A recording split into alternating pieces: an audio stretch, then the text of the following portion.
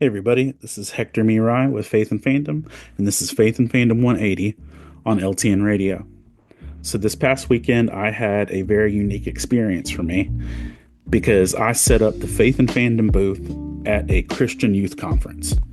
Now, 99% of the time, I only set up at non-Christian events, Comic-Cons, street festivals, art festivals, things like that.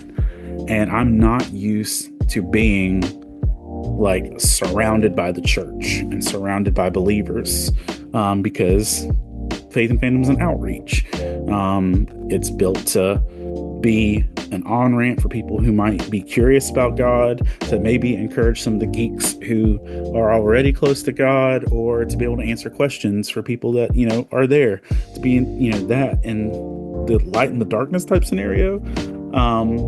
So I'm not normally used to having people who are just automatically supportive.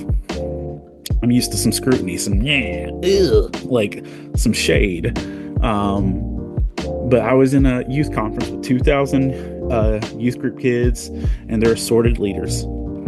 And the amount of love and encouragement I got was silly, like redonkulous.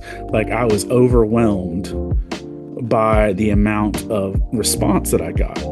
I guess I'm just not used to being in an environment where I'm prone to being encouraged. And like it was literally overwhelming because they were so loving. And it reminded me of this verse. It's in Galatians 6:10. It says, "Therefore, as we have opportunity, let us do good to all people, especially to those who belong to the family of believers." And there were several times a youth leader would come up and buy a t-shirt, sticker, whatever. And then they'd come back a little bit later and say, "Hey, I just want to buy something extra to support what you're doing." And I could literally tell the difference between being in a Christian environment versus being in a not Christian environment. And I think that's a thing to kind of celebrate, because there should be a noticeable difference when we as believers are supporting each other. And I just want to ask you, are you supporting the other people who are representing Jesus in your life, who are being salt and light? Because I'm going to tell you what, they probably need encouragement that they don't even recognize yet. So be that light, be that encouragement.